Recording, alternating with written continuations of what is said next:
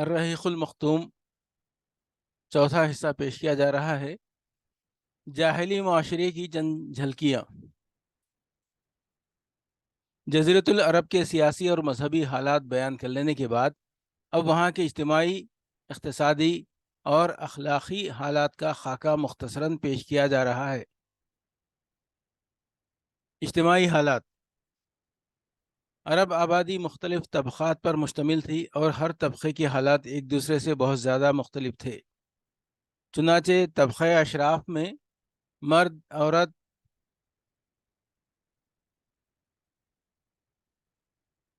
کا تعلق خاصا ترقی یافتہ تھا۔ عورت کو بہت کچھ خود مختاری حاصل تھی، اس کی بات مانی جاتی تھی اور اس کا اتنا احترام اور تحفظ کیا جاتا تھا کہ اس راہ میں تلواریں نکل پڑتی تھیں اور خون ریزیاں ہو جاتی تھیں۔ آدمی جب اپنے کرم و شجاعت پر، جسے عرب میں بڑا بلند مقام حاصل تھا، اپنی تعریف کرنا چاہتا تو عموماً عورت ہی کو مخاطب کرتا۔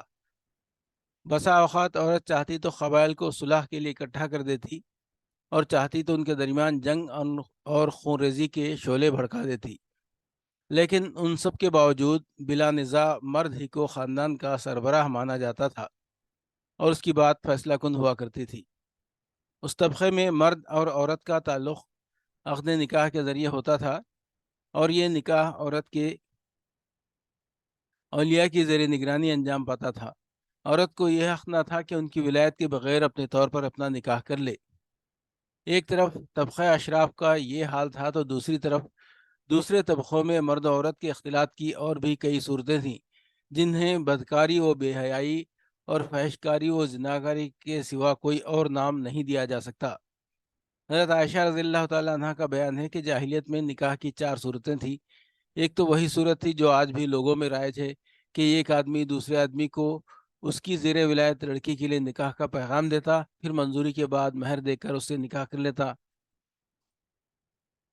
دوسری صورت یہ تھی کہ عورت جب حیض سے پاک ہوتی تو اس کا شوہر کہتا فلاں شخص کے پاس پیغام بھیج کر اس سے اس کی شرمگاہ حاصل کرو، یعنی زنا کراؤ، اور شوہر خود اس سے الگ تھلگ رہتا، اس کے قریب نہ جاتا، یہاں تک کہ واضح ہو جاتا کہ جس آدمی سے شرمگاہ حاصل کی تھی، یعنی زنا کرایا تھا، اس سے حمل ٹھہر گیا ہے۔ جب حمل واضح ہو جاتا تو اس کے بعد اگر شوہر چاہتا تو اس عورت کے پاس جاتا۔ ایسا اس لیے کیا جاتا تھا کہ لڑکا شریف اور باکمال پیدا ہو۔ اس نکاح کو نکاح استبضاء کہا جاتا ہے اور اسی کو ہندوستان میں نیوگ کہتے ہیں۔ نکاح کی تیسری صورت یہ تھی کہ 10 آدمیوں سے کم کی ایک جماعت اکٹھا ہوتی، سب کے سب ایک ہی عورت کے پاس جاتے اور بدکاری کرتے۔ جب وہ عورت حاملہ ہو جاتی اور بچہ پیدا ہوتا تو پیدائش کے چند رات بعد وہ عورت سب کو بلا لیتی، بلا بھیجتی، اور سب کو آنا پڑتا۔ مجال نہ تھی کہ کوئی نہ آئے۔ اس کے بعد وہ عورت کہتی کہ آپ لوگوں کا جو معاملہ تھا وہ تو آپ لوگ جانتے ہی ہیں، اور اب میرے وطن سے بچہ پیدا ہوا ہے، اور اے فلاں وہ تمہارا بیٹا ہے۔ وہ عورت ان میں سے جس کا نام چاہتی لے لیتی اور وہ اس کا لڑکا مان لیا جاتا۔ چوتھا نکاح یہ تھا کہ بہت سے لوگ اکٹھے ہوتے اور کسی عورت کے پاس جاتے، وہ اپنے پاس کسی آنے والے سے انکار نہ کرتی۔ یہ رڑنیاں ہوتی تھیں جو اپنے دروازوں پر جھنڈیاں گاڑے رکھتی تھیں تاکہ یہ نشانی کا کام دے اور جو ان کے پاس جانا چاہے بے دھڑک چلا جائے۔ جب ایسی عورت حاملہ ہوتی اور بچہ پیدا ہوتا تو سب کے سب اس کے پاس جمع ہو جاتے اور قیافہ شناس کو بلاتے۔ قیافہ شناس اپنی رائے کے مطابق اس لڑکے کو کسی بھی شخص کے ساتھ ملحق کر دیتا، پھر یہ اسی سے مربوط ہو جاتا اور اسی کا لڑکا کہلاتا، اور وہ اس سے انکار نہ کر سکتا تھا۔ جب اللہ تعالیٰ نے محمد صلی اللہ علیہ وسلم کو مبعوث فرمایا تو جاہلیت کے سارے نکاح منہدم کر دیے، صرف اسلامی نکاح باقی رہا جو آج رائج ہے۔ عرب میں مرد و عورت کے ارتباط کی بعض صورتیں ایسے بھی تھیں جو تلوار کی دھار اور نیزے کی نوک پر وجود میں آتی تھیں، یعنی قبائلی جنگوں میں غالب آنے والا قبیلہ مغلوب قبیلے کی عورتوں کو قید کر کے اپنے حرم میں داخل کر لیتا تھا، لیکن ایسی عورتوں سے پیدا ہونے والی اولاد زندگی بھر عار محسوس کرتی تھی۔ زمانۂ جاہلیت میں کسی تحدید کے بغیر متعدد بیویاں رکھنا بھی ایک معروف بات تھی۔ لوگ ایسی 2 عورتیں بھی بیک وقت نکاح میں رکھ لیتے تھے جو آپس میں سگی بہن ہوتی تھیں۔ باپ کے طلاق دینے یا وفات پا جانے کے بعد بیٹا اپنی سوتیلی ماں سے بھی نکاح کر لیتا تھا طلاق کا اختیار مرد کو حاصل تھا اور اس کی کوئی حد معین نہ تھی۔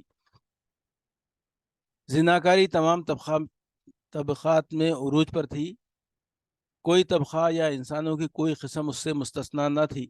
البتہ کچھ مرد اور کچھ عورتیں ایسی ضرور تھیں جنہیں اپنی بڑائی کا احساس اس برائی کے کیچڑ میں لت پت ہونے سے باز رکھتا تھا۔ پھر آزاد عورتوں کا حال لونڈیوں کے متقابل نسبتاً اچھا تھا۔ اصل مصیبت لونڈیاں ہی تھی، اور ایسا لگتا ہے کہ اہل جاہلیت کی غالب اکثریت اس برائی کی طرف منسوب ہونے میں کوئی آر بھی محسوس نہیں کرتی تھی۔ چنانچہ سنن ابو داؤد وغیرہ میں مروی ہے کہ ایک دفعہ ایک آدمی نے کھڑے ہو کر کہا، یا رسول اللہ، فلاں شخص میرا بیٹا ہے، میں نے جاہلیت میں اس کی ماں سے زنا کیا تھا۔ رسول اللہ صلی اللہ علیہ وسلم نے فرمایا، اسلام میں ایسے دعوے کی کوئی گنجائش نہیں، جاہلیت کی بات گئی، اب تو لڑکا اسی کا ہوگا جس کی بیوی یا لونڈی ہو اور زناکار کے لیے پتھر ہے۔ اور حضرت سعد بن ابی وقاص اور عبد بن زمعہ کے درمیان زمعہ کی لونڈی کے بیٹے عبد الرحمن بن زمعہ کے بارے میں جو جھگڑا پیش آیا تھا وہ بھی معلوم و معروف ہے۔ جاہلیت میں باپ بیٹے کا تعلق بھی مختلف نوعیت کا تھا۔ کچھ تو ایسے تھے جو کہتے تھے، انما اولادنا بیننا اکبادنا تمشی علی الارض، ہماری اولاد ہمارے کلیجے ہیں جو روئے زمین پر چلتے پھرتے ہیں۔ دوسری طرف کچھ ایسے بھی تھے جو لڑکیوں کو رسوائی اور خرچ کے خوف سے زندہ دفن کر دیتے تھے اور بچوں کو فخر و فاخہ کے ڈر سے مار ڈالتے تھے۔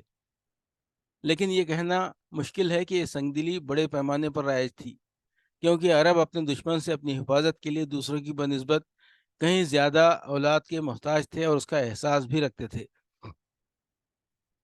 جہاں تک سگے بھائیوں، چچیرے بھائیوں اور کنبے قبیلے کے لوگوں کے باہمی تعلقات کا معاملہ تھا تو یہ خاصے پختہ اور مضبوط تھے، کیونکہ عرب کے لوگ قبائلی عصبیت ہی کے سہارے جیتے اور اسی کے لیے مرتے تھے۔ قبیلے کے اندر باہمی تعاون اور اجتماعیت کی روح پوری طرح کار فرما ہوتی تھی، جسے عصبیت کا جذبہ مزید دو آتشہ رکھتا تھا۔ در حقیقت قومی عصبیت اور خرابت کا تعلق ہی ان کے اجتماعی نظام کی بنیاد تھا۔ وہ لوگ اس مثل پر اس کے لفظی معنی کے مطابق عمل پیرا تھے کہ عنصر اخا کا ظالمن او مظلومن، اپنے بھائی کی مدد کرو خواہ ظالم ہو یا مظلوم۔ اس مثل کے معنی میں ابھی وہ اصلاح نہیں ہوئی تھی جو بعد میں اسلام کے ذریعے کی گئی، یعنی ظالم کی مدد یہ ہے کہ اسے ظلم سے باز رکھا جائے۔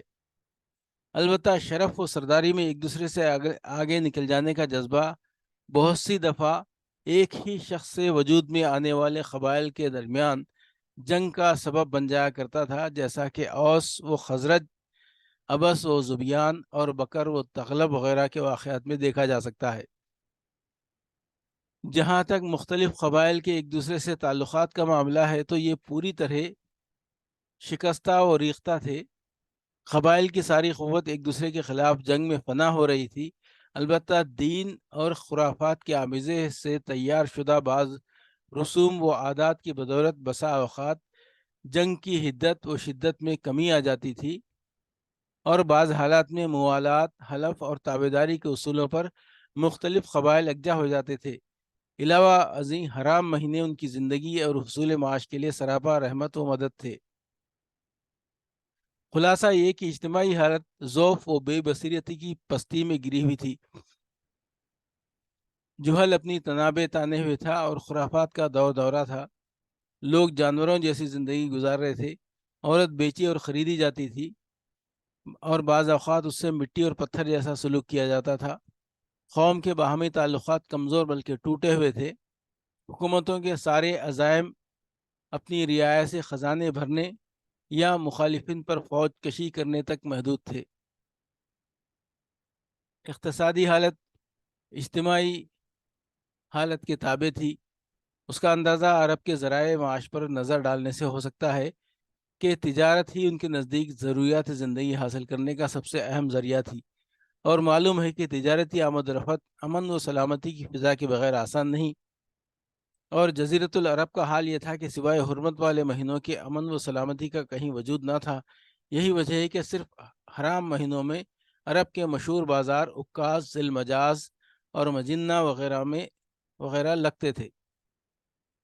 جہاں تک صنعتوں کا معاملہ ہے تو عرب اس میدان میں ساری دنیا سے پیچھے تھے۔ کپڑے کی بنائی اور چمڑے کی دیباغت وغیرہ کی شکل میں جو چند صنعتیں پائی بھی جاتی تھیں وہ زیادہ تر یمن، ہیرا اور شام کے متصل علاقوں میں تھیں۔ البتہ اندرون عرب کھیتی باڑی اور غلہ بانی کا کسی قدر رواج تھا۔ ساری عرب عورتیں سوت کاٹتی تھیں، لیکن مشکل یہ تھی کہ سارا مال و متاع ہمیشہ لڑائیوں کے زد میں رہتا تھا، فقر اور بھوک کی وبا عام تھی، اور لوگ ضروری کپڑوں اور لباس سے بھی بڑی حد تک محروم رہتے تھے۔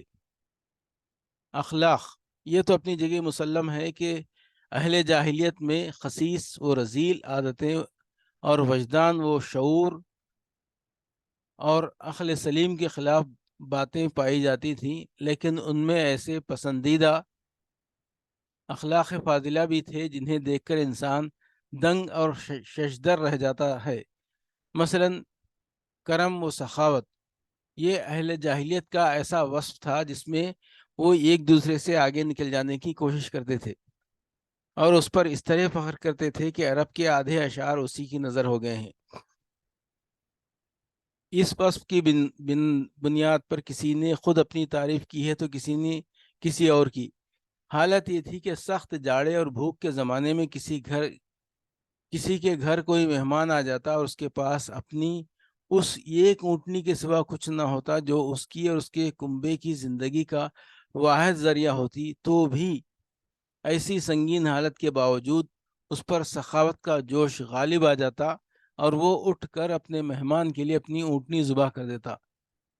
ان کے کرم ہی کا نتیجہ تھا کہ وہ بڑی بڑی دیت اور مالی ذمہ داریاں اٹھا لیتے اور اسی طرح انسانوں کو بربادی اور خونریزی سے بچا کر دوسرے رئیسوں اور سرداروں کے مقابل فخر کرتے تھے۔ اسی کرم کا نتیجہ تھا کہ وہ شراب نوشی پر فخر کرتے تھے، اس لیے نہیں کہ یہ بذات خود کوئی فخر کی چیز تھی، بلکہ اس لیے کہ یہ کرم و سخاوت کو آسان کر دیتی تھی، کیونکہ نشے کی حالت میں مال لٹانا انسانی طبیعت پر گرا نہیں گزرتا۔ اس لیے یہ لوگ انگور کے درخت کو کرم اور انگور کی شراب کو بنت الکرم کہتے تھے۔ جاہلی اشعار کے دواوین پر نظر ڈالیے تو یہ مدح و فخر کا ایک اہم باب نظر آئے گا۔ انترا بن شداد عباسی اپنے معلقہ میں کہتا ہے، میں نے دوپہر کی تیزی رکنے کے بعد ایک زرد رنگ کے دھاری دار جام بلوری سے جو بائیں جانب رکھی ہوئی تابناک اور منہ بند خم کے ساتھ تھا نشان لگی ہوئی صاف شفاف شراب پی، اور جب میں پی لیتا ہوں تو اپنا مال لٹا ڈالتا ہوں، لیکن میری آبرو بھرپور رہتی ہے، اس پر کوئی چوٹ نہیں آتی، اور جب میں ہوش میں آتا ہوں تب بھی سخاوت میں کوتاہی نہیں کرتا، اور میرا اخلاق و کرم جیسا کچھ ہے تمہیں معلوم ہے۔ ان کے کرم ہی کا نتیجہ تھا کہ وہ جوا کھیلتے تھے۔ ان کا خیال تھا کہ یہ بھی سخاوت کی ایک راہ ہے، کیونکہ انہیں جو نفع حاصل ہوتا یا نفع حاصل کرنے والوں کے حصے سے جو کچھ فاضل بچ رہتا اسے مسکینوں کو دے دیتے تھے۔ اسی لیے قرآن پاک نے شراب اور جوے کے نفع کا انکار نہیں کیا، بلکہ یہ فرمایا کہ وَإِسْمُهُمَا أَكْبَرُ مِن نَفْعِهِمَا، ان دونوں کا گناہ ان کے نفع سے بڑھ کر ہے۔ وفائے عہد، یہ بھی دور جاہلیت کے اخلاق فاضلہ میں سے ہے۔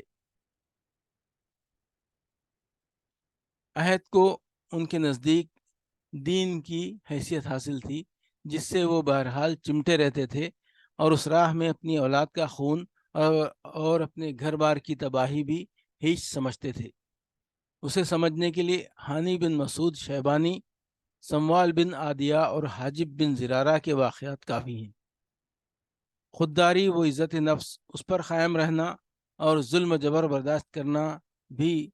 برداشت نہ کرنا بھی جاہلیت کے معروف اخلاق میں سے تھا۔ اس کا نتیجہ یہ تھا کہ ان کی شجاعت و غیرت حد سے بڑھی ہوئی تھی۔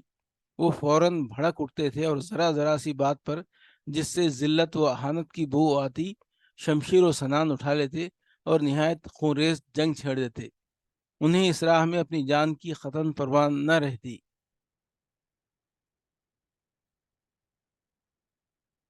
عزائم کی تکمیل، اہل جاہلیت کی خصوصیت یہ بھی تھی کہ جب وہ کسی کام کو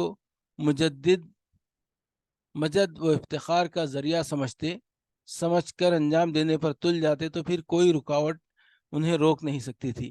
وہ اپنی جان پر کھیل کر اس کام کو انجام دے ڈالتے تھے۔ حلم و بردباری اور سنجیدگی یہ بھی اہل جاہلیت کے نزدیک قابل ستائش خوبی تھی، مگر یہ ان کی حد سے بڑھی ہوئی شجاعت اور جنگ کے لیے ہمہ وقت آمادگی کی عادت کے سبب نادر الوجود تھی۔ بدوی سادگی یعنی تمدن کی آلائشوں اور دوپیش سے ناواقفیت اور دوری، اس کا نتیجہ یہ تھا کہ ان میں سچائی اور امانت پائی جاتی تھی۔ وہ فریب کاری و بدعہدی سے دور اور متنفر تھے۔ ہم سمجھتے ہیں کہ جزیرۃ العرب کو ساری دنیا سے جو جغرافیائی نسبت حاصل تھی، اس کے علاوہ یہی وہ قیمتی اخلاق تھے جن کی وجہ سے اہل عرب کو بنی نوع انسان کی قیادت اور رسالت عامہ کا بوجھ اٹھانے کے لیے منتخب کیا گیا، کیونکہ یہ اخلاق اگرچہ بعض اوقات شر و فساد کا سبب بن جاتے تھے اور ان کی وجہ سے المناک حادثات پیش آ جاتے تھے، لیکن یہ فی نفس ہی بڑے قیمتی اخلاق تھے جو تھوڑی سی اصلاح کے بعد انسانی معاشرے کے لیے نہایت مفید بن سکتے تھے، اور یہی کام اسلام نے انجام دیا۔ غالباً ان اخلاق میں بھی ایفائے عہد کے بعد عزت نفس اور پختگی عزم سب سے زیادہ گراں قیمت اور نفع بخش جوہر تھا، کیونکہ اس قوت قاہرہ اور عزم مصمم کے بغیر شر و فساد کا خاتمہ اور نظام عدل کا قیام ممکن نہیں۔ اہل جاہلیت کے کچھ اور بھی اخلاق فاضلہ تھے، لیکن یہاں سب کا احاطہ کرنا مقصود نہیں۔